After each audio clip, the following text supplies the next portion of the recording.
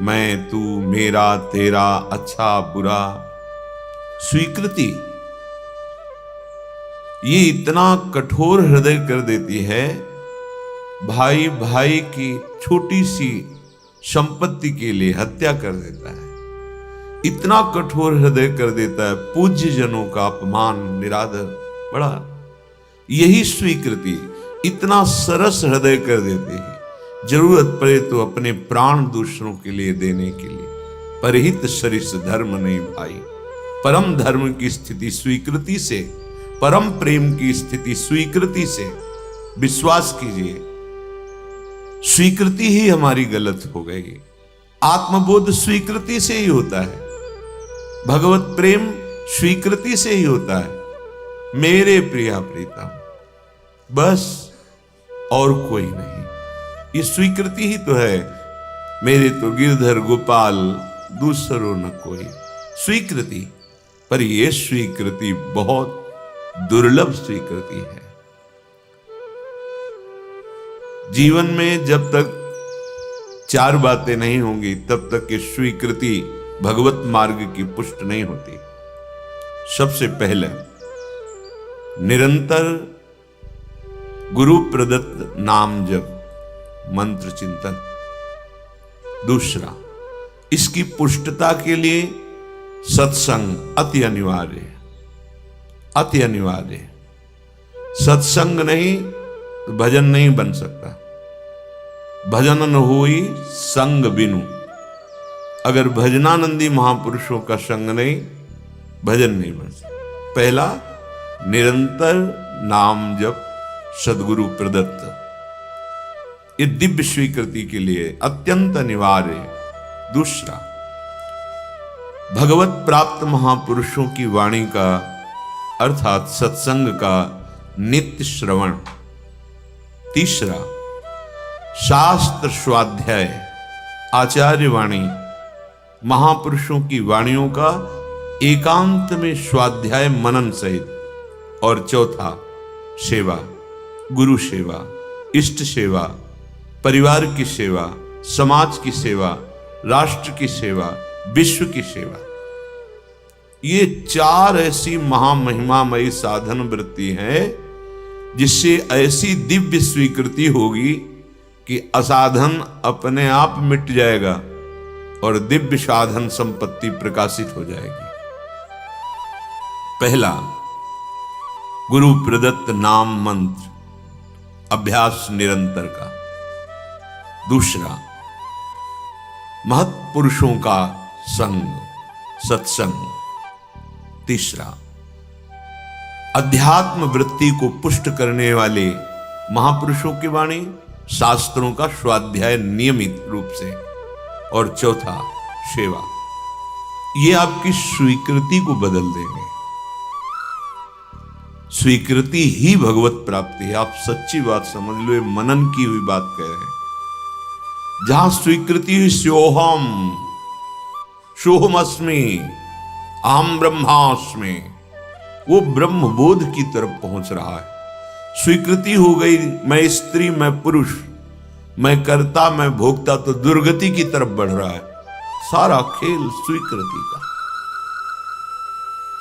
बड़ी महिमा इस स्वीकृति की है, पर यह स्वीकृति बड़ी दुर्लभ है जो असत स्वीकृति को मिटाकर सत्य में स्थित कर दे।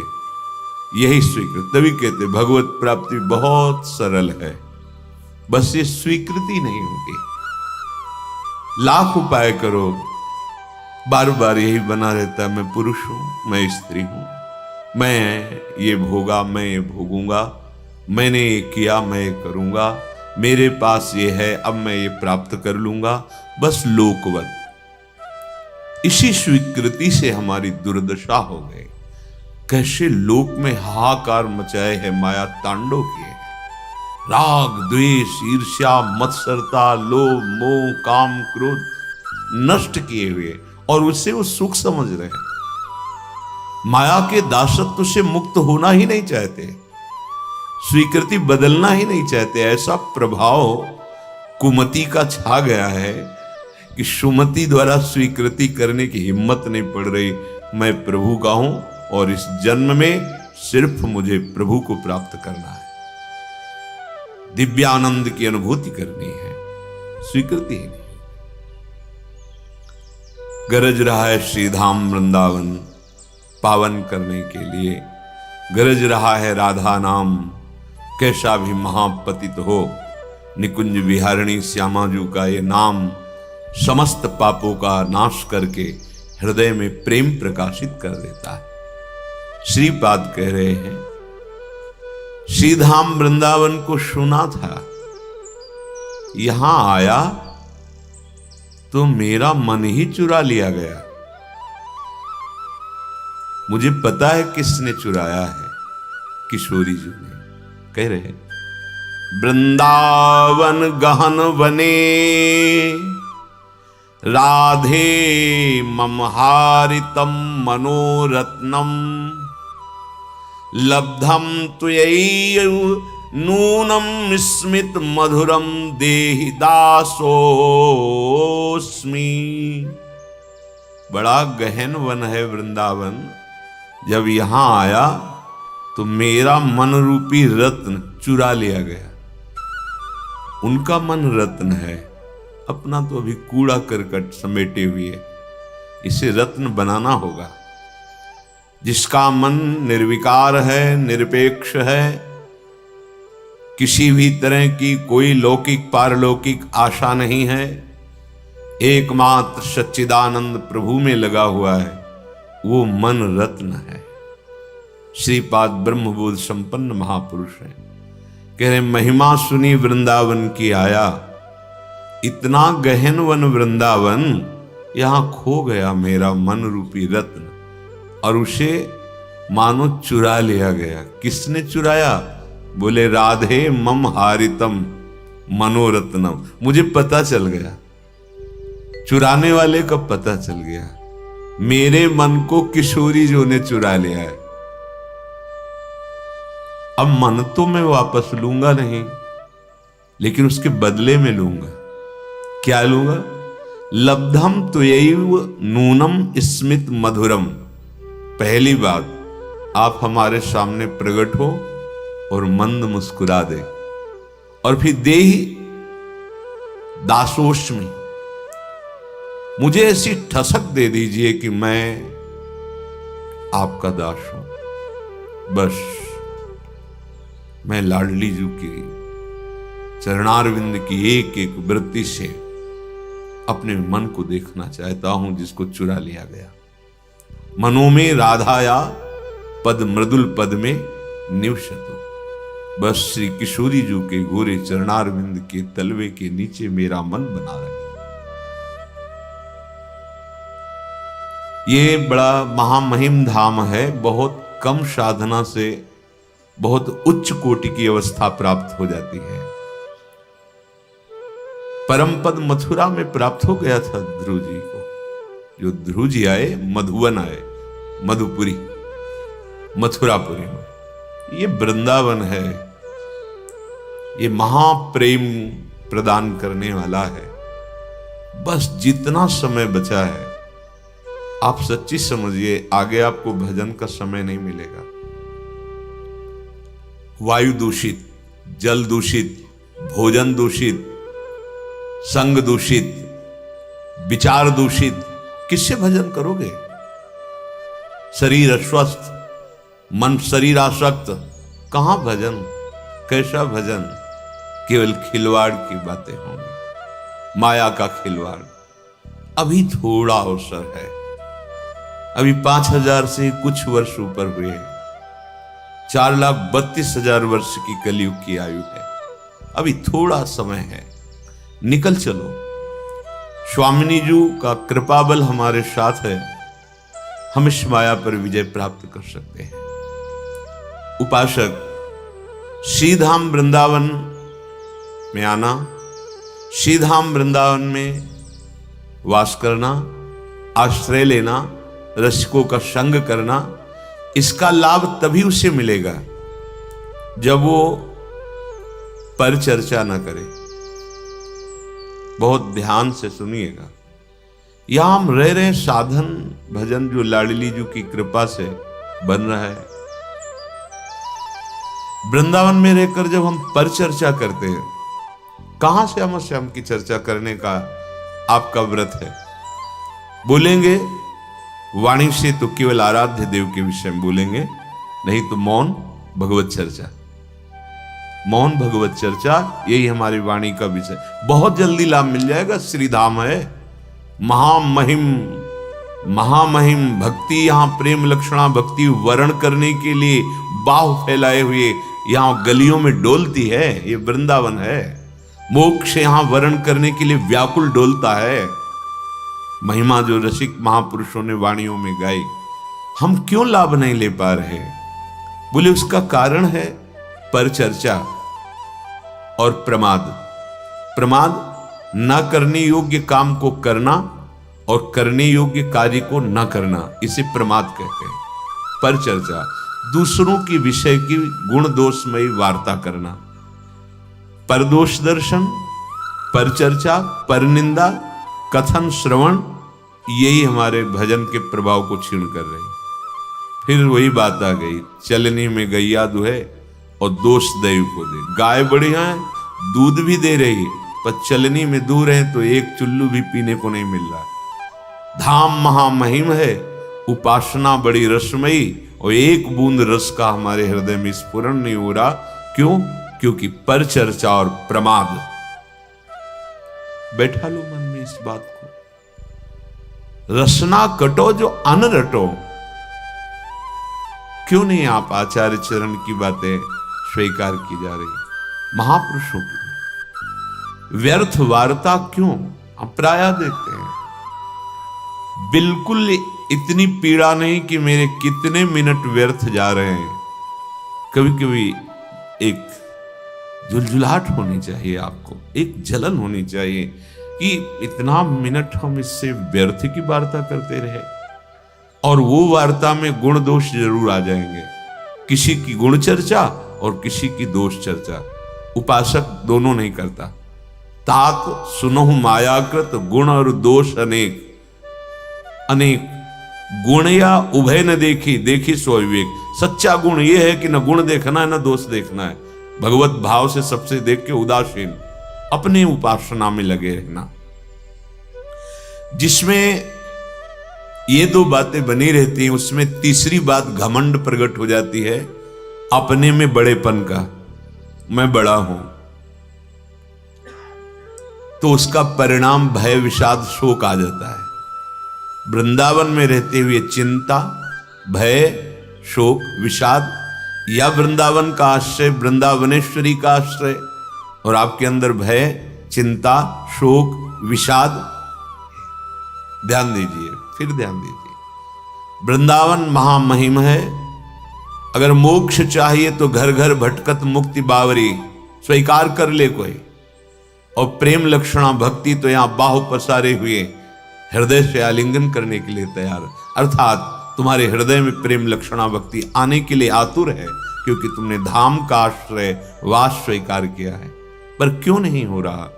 बोले पर चर्चा, पर गुण, पर दोष वर्णन, ये उपासक के लिए बहुत हानिकारक है। और प्रमाद, ना करने योग्य कार्य करना और करने योग्य कार्य में प्रमाद। ये प्रमाद, अगर हमारे अंदर ये दो दोष यहां बढ़ गए तो तीसरा, अपने में बड़प्पन का सम्मान पाने की चाह, अपने में गुणाभिमान, देहाभिमान बढ़ जाएगा। परिणाम भय, विषाद, शोक, चिंता, ये उसके हृदय में आ जाएगी। जहां थोड़ी साधन वृत्ति बढ़ी तो उपदेशक बन जाता है उपासक। ये महापुरुषों के वचन है। उपदेशक तब तक बनने की आवश्यकता नहीं जब तक तुम षड विकार पर विजय प्राप्त करके भगवत साक्षात्कार न कर लो, तब तक उपदेशक बनने का अधिकार नहीं है। जिस वस्तु का स्वाद नहीं चखा उसको बोलने का अधिकार कैसे प्राप्त हो गया? एक बार किसी महात्मा के पास कोई अपने बालक को लेके गया और कहा कि बहुत मीठा खाता है, गुड़ खाता है, आप इसे मना कर दीजिए, आपकी बात मान जाए। बोले एक सप्ताह बाद आना। जब आए, बोले बेटा मीठा मत खाया करो, उससे तुम्हारे पेट में कीड़े पड़ जाएंगे, आदि आदि उससे समझाया। तो उस घर वाले व्यक्ति ने कहा ये बात तो उसी दिन कह सकते थे, एक सप्ताह क्यों लगाया? बोले क्योंकि मैं भी मीठा खाता था, एक सप्ताह से छोड़ दिया और आजीवन के लिए तब मैं उपदेश। ये है महात्मा की वृत्ति। हमें भगवत साक्षात्कार नहीं हुआ, हमने अपनी इंद्रियों को अंतर्मुख करके स्वरूपानुसंधान नहीं किया, संसार से वैराग्य नहीं, हम उपदेशक बनकर उपदेश दे रहे हैं तो हमें सम्मान मिलेगा और भ्रष्ट हो जाएंगे। सम्मानम कल्यात घोर गर्णम, ये विष केवल सिद्ध महापुरुष ही पचा सकता है। जैसे भगवान शिव हलाहल विष कुछ नहीं फर्क पड़ा, ऐसे ही जो शिव स्वरूप हो गया है, भगवत स्वरूप हो गया है, वो जो साधक अभी कोई स्थिति नहीं और उपदेशक बन जाता है तो ये उपदेशक की भावना बड़ी उसको निंदनीय स्थिति में गिरा देती है, महापुरुषों के वचन खोखला कर देती है अंदर से। सम्मान, विषय, प्रियता सब घेर लेते हैं। आज लड़ने की सामर्थ्य है नहीं, क्योंकि वो स्थिति नहीं आई, भूमिका नहीं आई, वो फिर अंदर ही अंदर वो खोखला हो जाता है। उपदेशक अपने को दूसरों का कल्याण करने वाला समझ बैठता है, और जो भगवत प्राप्त वो बोधयंता परस्परम कथयंति च माम नित्यम तुष्यंति च रमंति च, ये भगवद आदेश का पालन हो रहा है। स्वांतः सुखाय तुलसी रघुनाथ गाथा, जगत का मंगल नहीं, जगत तो जगदीश स्वरूप उनको अनुभव में आता है। मेरे भगवान स्वरूपों में बैठ करके प्रश्न उत्तर करते हैं, मेरे भगवान भगवत चर्चा करने का अवसर देते हैं। बोधयंता परस्परम, परस्पर भगवत चर्चा, उसी में तुष्ट होना, उसी में रमण करना, ये स्वभाव होता है। आशा बसन व्यसन ये आते नहीं, रघुपति चरित होए ता सुनहि। सनक सनंदन सनातन सनत कुमार, इन चारों कुमारों का स्वभाव है, एक चर्चा करने लगेंगे, तीन श्रोता बन जाएंगे। भगवान शिव चर्चा कर रहे हैं, अंबाजी श्रोता बनी। यहां उपदेशक की वृत्ति नहीं है, यहां स्वांता सुखाय है। जो वाणी द्वारा तुमने बोला वो तुम्हारे हृदय में है, तुम्हारे आचरण में है नहीं, तो दंभ कहा जाएगा। इसी को दंभ कहा जाता है। इसलिए उपासक जब तक अनुभव न हो जाए तब तक वाणी खोले नहीं, फिर जब खोलेगा तो लाखों की हृदय ग्रंथि को खोल देगा वो, क्योंकि वो सामर्थ्य उसकी वाणी में जागृत हो जाती है। उपदेशक अगर उस भूमिका को प्राप्त नहीं है तो उसके अंदर ज्ञानाभिमान जागृत हो जाता है और सामने वो लघु समझने लगता है, फिर वो भ्रष्ट हो जाता है। सामने लघु नहीं देखना, सामने आराध्य देव देखना है। और इसकी अभ्यास वृत्ति करके जब साक्षात दर्शन होने लगे, जैसे उपासक पहले मनुष्य देखेगा फिर उसमें भगवत भावना, उपासक पहले खंबा देखेगा फिर भगवत भावना, लेकिन परिपक्व अभ्यास अवस्था सीधे विद्या विनय संपन्ने ब्राह्मणे गविहस्तनी सुनीच सुपाके चा पंडिता समदर्शिना, सीधे दृष्टि पड़ते सब में मेरा प्रभु सर्वान वस्तुतया निरीक्ष परम स्वाराध्य बुद्धिर्मम। व्यर्थ ना सुनने का अभ्यास बनाइए, ये अभ्यास से हो जाता है। अगर मंत्राकार वृत्ति की अभ्यास है तो एकदम एकाग्र वृत्ति कीजिए, कोलाहल मचा है, बस केवल इतना है कि स्वर गूंज रहा है और अपना मंत्र सुनाई दे रहा, कोई शब्द अपना प्रभाव नहीं डाल पा रहा है। अभ्यास। जो अधिक बोलने का, अधिक सुनने का, प्रपंच का भाव कर लेता है, पूरा जीवन निकल जाता है, अनुभूत कुछ नहीं होता, कुछ नहीं अनुभव होता। इसी चमड़े को सजाने संवारने में पूरा जीवन निकल जाता है। बड़ा विनोद का विषय है। शूरवीर कहा करके कायरता का आचरण दिखाना, ये विनोद का विषय है। भगवत प्राप्ति का लक्ष्य करके चलने वाला उपासक माया के मनोरंजन में विश्राम मान लेना, शरीर सुख को विश्राम मान लेना। प्रपंच में क्या कर रहे हैं? बोले समय नहीं कट रहा था तो बैठे बातें कर रहे थे, ये खेल रहे थे, ये कर। समय यहाँ कम पड़ता है समय उपासक को, उसको लगता है कि और समय बढ़ जाए, और अधिक साधन करूं, निरंतर और नाम जप करूं। श्रवणनी और कथा नहीं सुनी हो, रसना और न गई हो। कानों से भगवत चर्चा के से श्रवण फुटो जो अन सुनो। कहां हमारी स्थिति है? बहुत प्रपंच में राग हो गया है, प्रपंच कथन में, प्रपंच श्रवण में। और सिद्धावस्था कैसे मिलती है? बोले श्रवणनी और कथा नहीं सुनी हो, रसना और नगर। ग्राम्य कथा, विषय कथा, राज कथा नहीं, नहीं, भगवत कथा, केवल भगवत कथा, वही गान करना, वही श्रवण करना। जीव अपनी तरफ प्रमाद किए हुए है, संयम में रखो इसको। बहुत ही दुष्ट स्वभाव बनती चली जा रही, ये खाना, ये खाना, ये खाना, कभी नहीं अगा रही। ये नहीं आ रहा कि जब लिखा है राधा नाम सुधा रसम, तो मुझे क्यों नहीं सुधा रस, अमृत रस का अनुभव क्यों नहीं हो रहा? ये कभी चाह नहीं पैदा हो रही। आज ये समोसा चटनी, आज ये पदार्थ, आज ये पदार्थ, इस दुष्ट को बढ़ावा देते चले जा रहे हैं। रसेंद्री को प्रमाद युक्त मत कीजिए। उपासक यदि सिद्धावस्था में पदार्पण करने का निश्चय बना लिया है तो रसेंद्री को प्रमाद से बचाइए, जीव को संयम में कीजिए। उचित सात्विक भगवत समर्पित आहार, अल्पाहार। किसी को अपनी आंतरिक वृत्ति का परिचय मत दीजिए जब तक भगवदाकार वृत्ति ना आ जाए। उठती है अपनी बात बताने के लिए अंदर से लहर, उसका दमन करो, दबा दो उसे और शमन करो, अंदर ही शांत कर लो। हम वहां गए थे ये कि हम आज सत्संग में ये बात पकड़ी, हम तो ऐसा साधन कर, बड़ा आनंद आता है हमें तो, जहां माला लिया बस आनंद आता। तुम बोल पाते?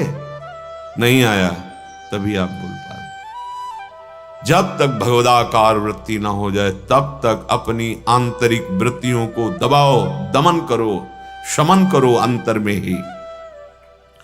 सावधान दृष्टि रखो आत्म कल्याण के लिए। जहां तक हो सके तहां तक ऐसे लोगों से बात ना करो जो दुनिया की बातें तुम्हें बताते हैं। दुनिया के विषय में हमें नहीं जानना, दुनिया के मालिक के विषय में जानना है। ये जो परनिंदा करने वाले स्वभाव वाले हैं वो बड़े भाग्यशाली साधक है जिनको ऐसे लोगों का दर्शन, संभाषण, संग नहीं मिलता। बड़े भाग्यशाली है। देखो, अगर आप श्री जी की आज्ञा में हो तो आपको ऐसा अवसर ही नहीं है। सत्संग सुने अपने अपने कमरे में, अपनी अपनी दिनचर्या में, बाहर जाना ही नहीं है। अपने ठाकुर के नाम रूप लीला धाम से रति करो। बाहर गए, रास्ते में मिले, दंडोत या राधे श्याम, शुरुआत यहां से होगी, फिर पर चर्चा, फिर पर निंदा, और पहुंचे ठाकुर जी के दर्शन के लिए। वहां से भी पकड़ के कोई दोस्त दर्शन, फिर आए, वही सब मन को गंदा कर दे। नहीं तो श्री धाम वृंदावन बहुत जल्दी आनंद का अनुभव हो जाए। विषयासक्त पुरुष जब तुम्हें सम्मान देने लगे तो तुम्हें अंदर अंदर जलन होनी चाहिए और दुर्भाग्य का अनुभव होना चाहिए। देखो सतमार्ग क्या है? सम्मानम कल्याति घोर गर्लम नीचापमानम सुधा, श्री राधा मुरली धरो भज सके वृंदावन माते। सबके चरणों में तृणादपि सुनीचे। कब बनोगे? कब आएगा? सबके चरणों में। अहो आश्चर्यमयी बात, वो संसार का वेश धारण की हुई साष्टांग लूटा हुआ है। कितनी अपार श्रद्धा है। और हम श्रद्धा के मार्ग के पथिक होकर के सर भी नहीं झुका सकते। हमको ये गर्व है कि हम विरक्त हैं। काहे से विरक्त है? देहाभिमान से, विषयों से, किससे? वहां उसकी दैन्यता को देखो, वो साष्टांग लूटा हुआ पड़ा है। केवल आपको इस भाव से ये भगवान के दास हैं, तो आप अपने भगवान को नहीं पहचान पा रहे, उस रूप में कोटिशाह उनके चरणों में दंडवत है। कहीं छू न जाए किसी का प्रणाम, नमस्कार, वंदना, स्तुति, ये कहीं हमारे हृदय को स्पर्श न कर ले, नहीं तो मलिन कर देगी पक्का। विषयासक्त पुरुष द्वारा किया हुआ सम्मान यदि स्वीकार करते हो तो तुम्हारा दुर्भाग्य है।